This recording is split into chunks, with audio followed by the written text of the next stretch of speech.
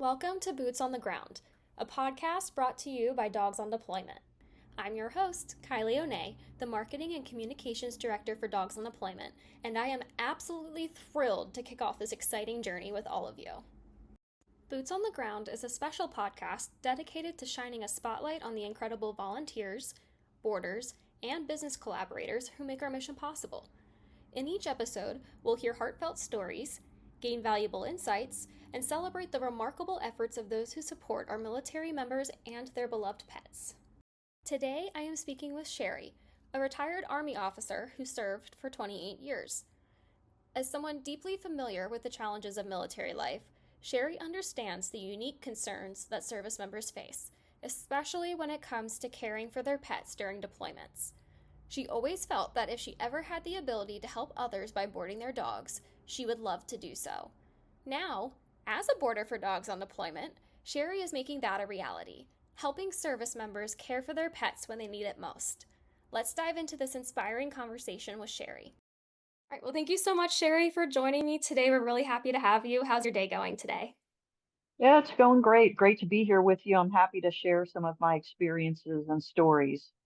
Awesome. Well, before we get into those stories, would you mind telling me a little bit about yourself and if you had any previous experience with pets or with military prior to becoming a boarder for Dogs on Deployment?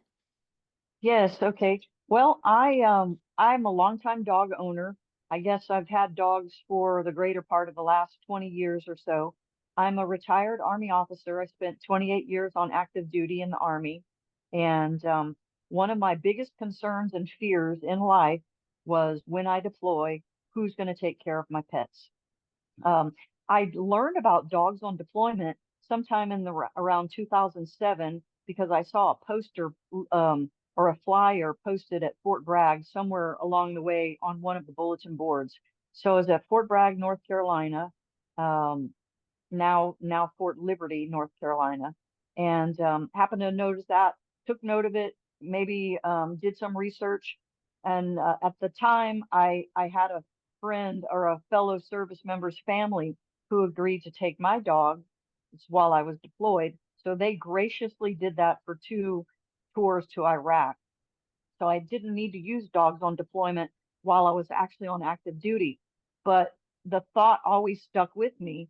And I always thought, if I can ever have the capacity to help somebody else by boarding their dogs, then I would like to do that. And so that's kind of how, once I retired in 2022, I began to offer my services to board for dogs on deployment. That's fantastic. Well, thank you so much for not only serving, but then also having left the service, stepping up to meet that need for your fellow service members. Thank you so much for joining us. We're really excited to have you and so happy to hear that it's something that relates to you so closely. Yeah, my pleasure. So you mentioned that once you retired, that you went and started boarding pets for other service members. Can you tell us a little bit about that first boarding experience? What type of military pet you had? Was it a dog? Was it a cat? How many? Yes. Well, initially I was living in Anniston, Alabama, which is a small town about 90 or about an hour and 15 minutes from Atlanta. So I didn't get in the request to board there because that was a geographically a little bit more isolated area, not a heavy military presence in that region.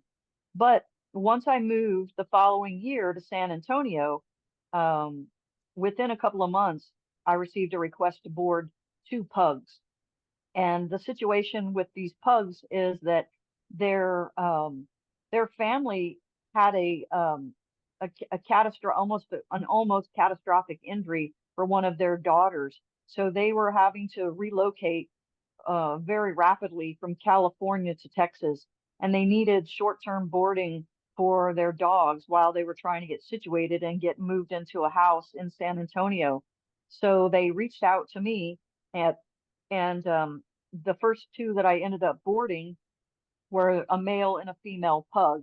And my household at the time consisted of 5 large breed dogs, Oh, ranging wow. from everything from a German Shepherd to an Australian cattle dog lab mix. So everything in my house at that time is 55 pounds and above. So here come these two little pugs. And the the the the little pugs, they weren't really fazed by the big dogs. They were and they weren't going to just hang around and stay in the corner and be quiet. So it's kind of interesting to see it. Um, and sometimes the one of the pugs, the female in particular, was a little more pushy than I would like her to be with the German Shepherd. So I had to, carefully monitor that initially. And I guess that's the hardest thing when you take on boards is just because my household is so complex already with the five dogs. Adding others to the mix requires a careful introduction. But it worked out. I ended up only having them for about 2 weeks or so. I'm not 2 weeks, 2 months, 2 months, and then as their family at that time was able to get moved into their house and get situated. But it was welcoming to know that I could provide a little bit of relief to a family that was in a bit of a state of crisis. Well, it's wonderful. I really appreciate you sharing that story because that's despite the name Dogs on Deployment, we do also offer our services, our boarding services for other situations for military personnel. So if they are in that PCS period where they're going into short-term housing where their pets aren't permitted, just like you, we do allow them to utilize our boarding network for short-term periods of time. We also do long-term PCS for overseas in circumstances where pets can't come with them, be it travel restrictions or even in situations where their breeds are not permitted in that area. So thank you so much for touching on that. And there's so many different scenarios where we offer boarding. And that was your first boarding experience. How many since those two little pugs have you boarded? Since then, I've had three others, and I currently still have all three of those at the moment. So I've got one Korean Jindo dog that belongs to a young lady, and then I have two other um, I don't know if they're Staffordshire Pit Bull Terriers, but or lab mixes, but they're both two females mixed breed that belong to a gentleman who's deployed. So you have not one, not two, but actually three military pets with you right now, in addition to your own personal five. Yes, that's correct. So I know with the pugs, you mentioned that it was a little bit of a transition that you really had to monitor the situation with introducing those pets to your five. How does that look for you when you continue to bring in other military pets? How are you monitoring that situation? What does that transition process look like for you and your personal pack? Typically, it starts with an introduction. Obviously, if you have enough time, you like to do a meet and greet. Both of these two situations, the time was limited, or the pet was being moved from one border to another. And the first one, the Korean Jindo, she was being boarded, I guess, outside of Dogs on Deployment. So her owner, I've never even met. She's been deployed, and I just picked up the dog from another friend. So normally I would do a meet and greet, and in this case, what I did is I take my bossiest one, which is typically the German Shepherd, and kind of the pack leader, and I'll take her to do a meet and greet. And that way, if things go generally okay, then I know that pretty much the rest of my group will kind of fall in line without too much protest. Every once in a while, you get personality flare-ups here and there, and that's just kind of has to be managed very carefully. But typically, um, do the meet and greet, and if all goes well, then in that case, I picked up the dog and brought her back with me that very day. And then I work on slowly introducing her to the rest of my pack, usually one or two at a time. For the first couple of weeks that the dog's boarding with me, I generally will keep them in a separate room. So when I can't devote full-time attention to the dogs, I will have her, in this case, sequestered into a room that I can close off. That way she has her own decompression space, and my dogs are out of the way, and they can kind of slowly acclimate to the new environment. And that has tended to work well. Sounds Um, like you have a great process in place and really know your dogs and take yeah, the time to do that. the only problem with that is sometimes the new dog will get tired of being in that situation. And I've learned since that sometimes their behaviors will, like they'll be urinating in the house. And luckily I have a tile floor in that room, so it makes it easier to clean up if there's a problem. But what I've learned is it's try to really tune into the dog's behavior, because sometimes when they're doing stuff that seems to be out of the ordinary, it could just be a sign that they're not happy. And so trying to figure out what they need or what they want is not always easy. But eventually it gets figured out. And then we get to a state where everybody has free reign to roam about the house. So within a couple of weeks that we usually reach that point. And that's the preferred point that I would like, because obviously I don't want to have to keep them sequestered for very long. Absolutely. Well, it sounds like you got a fantastic plan in place.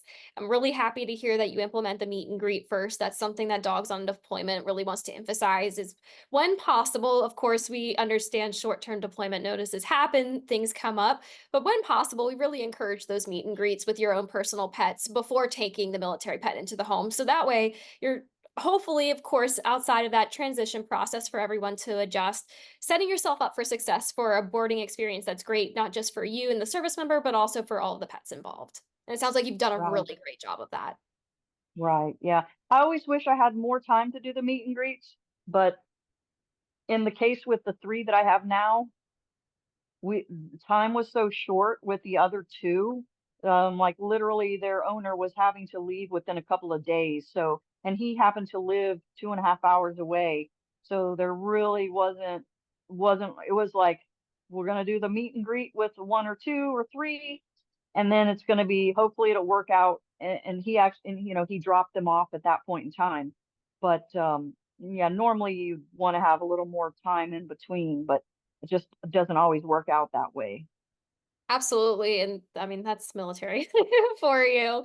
And please also Yeah. note too that Dogs on Deployment, we're always here to support our borders. So in circumstances where short-term deployment notices come up and a military member has to leave before all of those proper introductions are in place, if you ever run into situations where a pet's not adjusting very well, or you just want some guidance to try, although I don't doesn't sound like you need any any assistance from us. It sounds like you understand your personal pack very well, but Dogs on Deployment's always here to support our borders. So if there's ever a situation where you're just not sure how to move forward and how to help the pet, please always feel free to reach out to us. We're here to support all military pet service members and our borders.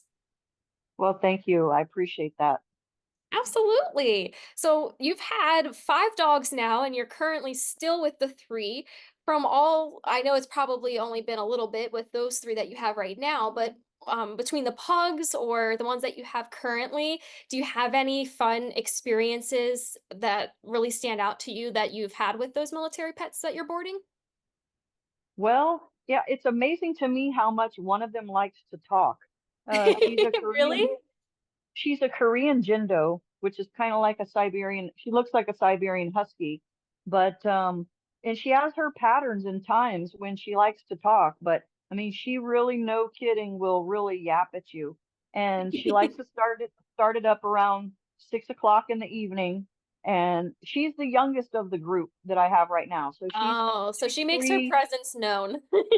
Yep, she's 3 to 4, and she will really just talk. And she has one of my favorites that is her playmate, and so she likes to play with that one. But she'll really just she will not be quiet. I mean, trying to watch TV, forget about it. So usually I have to get up and go take take them for a walk, or at least move to a different room, because she's gonna just sit there and keep on yowling at the other dogs because she wants them to play with her. And not everybody wants to play with her all the time, but she's pretty much wants to play all of the time. I really was not I haven't really been around a dog that really talked that much, like almost like a cartoon character. She talks that much. We'll have to there's really cool technology where you can create cartoon versions of animals. So we might have to do one of those for her and animate it. Yeah, yeah. And she has a really interesting name too. Because I'm always curious how dogs get their names. And Her name means her name is Malvi, Malvi, and it means marshmallow in Catalan. So her mother's mother, or her owner's mother, taught her taught the lady Catalonia or Catalan, and so I thought that was interesting because I'd never heard that name before, and so I always Google everything to try to figure out what it means, and came up with nothing. So I finally asked her owner, what does her name mean, and how did you come by it? And that's when she told me that. So it's interesting to learn, a little bit more about her owner's, background and cultural heritage. But yeah, so because Malvi looks like a toasted marshmallow, her owner chose to name her Marshmallow in Catalan. That's so cool. I was gonna ask you, well, you said she talks a lot, so I don't feel like she has a very marshmallow personality, but I guess it's the looks. That makes sense. Yeah, it's the look. She looks mostly white, but she has like as if, when you are roasting a marshmallow and it starts to burn a little bit and turn a little Yes. brownish. That's when She you has know they're just right. Yeah, she has highlights of that all throughout her coat where there's little singes of brown. Oh, Um, wow. she's she's she's very pretty. Sounds like she's perfectly named. Yeah, yeah. So you've now boarded 5 military pets and you're actively participating in boarding with 3 right now. How has been and currently being a boarder for dogs on deployment impacted your life? Well, it's very gratifying. It's a gratifying feeling to know that you're helping someone be able to perform their military mission, and you're also helping to alleviate a lot of stress.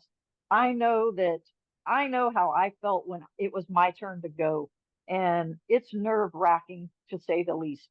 So, and I know that when I did have to go, my number one fear was like I said, who's going to take care of these pets? Right. And so just being able to provide that service to somebody else is so gratifying. I mean, even though, of course, to be sure, taking on extra dogs is extra work, and my house is already full with my own. So yeah, it's a bit of a sacrifice at times, but the idea of being able to help somebody outweighs any sort of burden that comes along with it. Absolutely. Well, and thank you so much for continuing to do that. We sincerely appreciate that. And I'm sure the service members do too.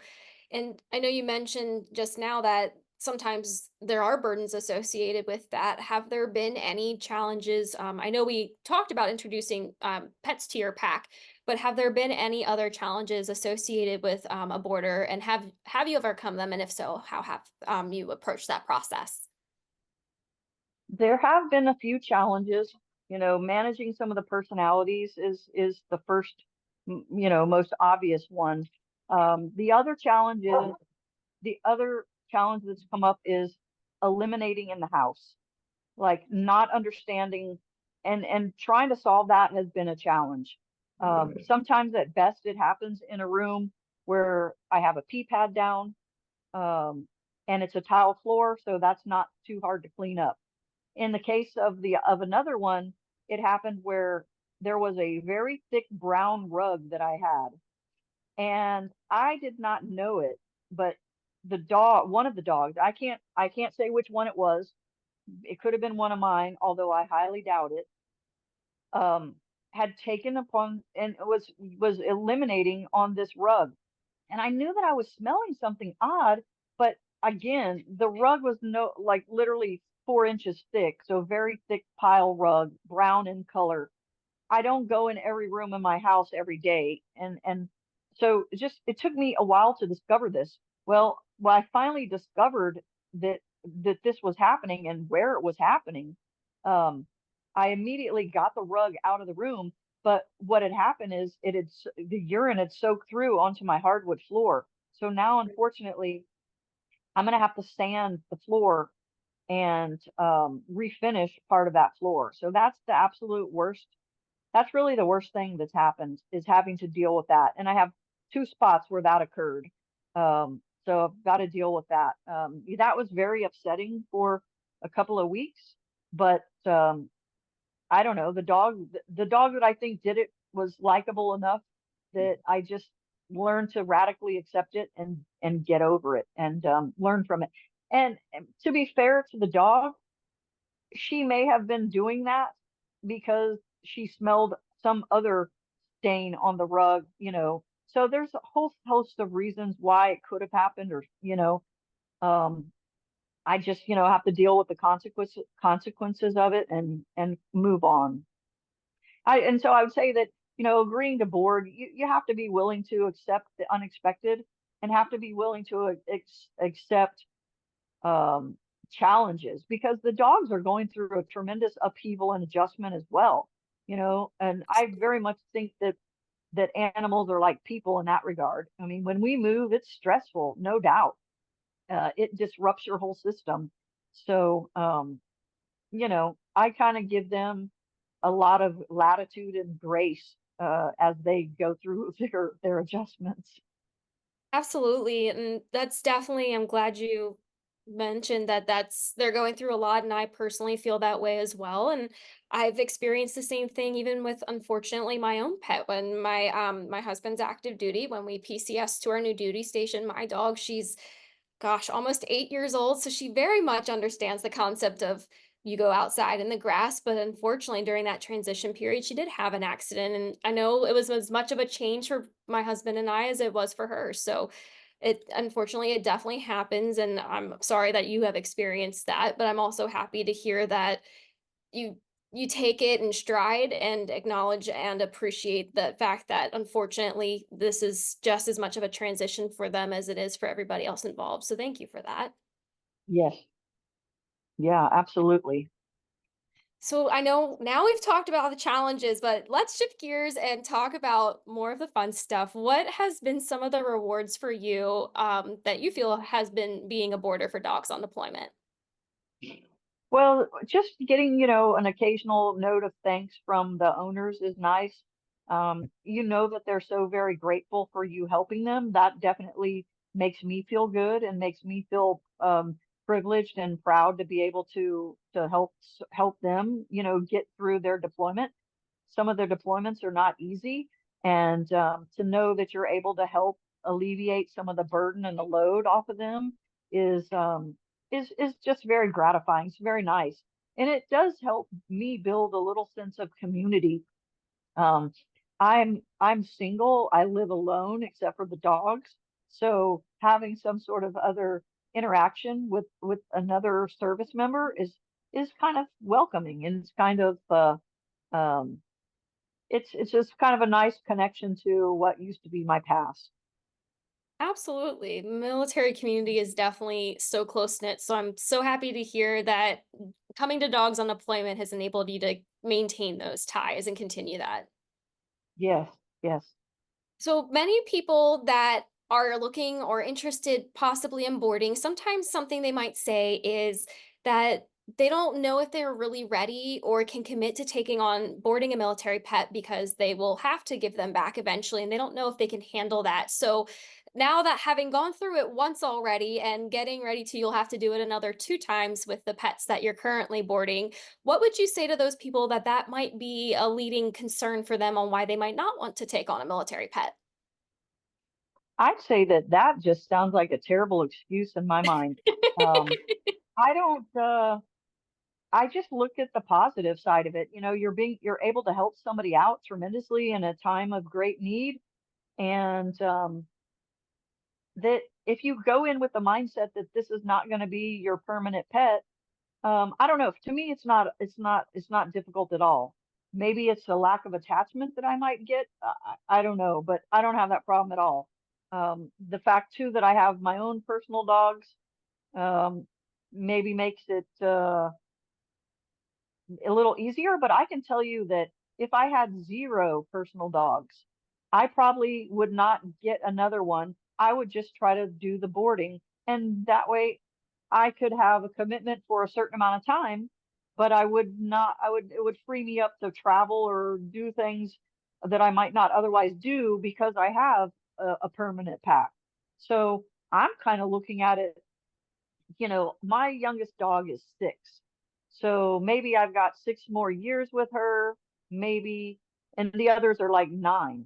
If all, like I said, if all mine were to die, um, I might not look to replace them, and I might just look to board and do that as a way to have companionship and to also help other people out, but yet to not have to have a permanent commitment for the next 15 years.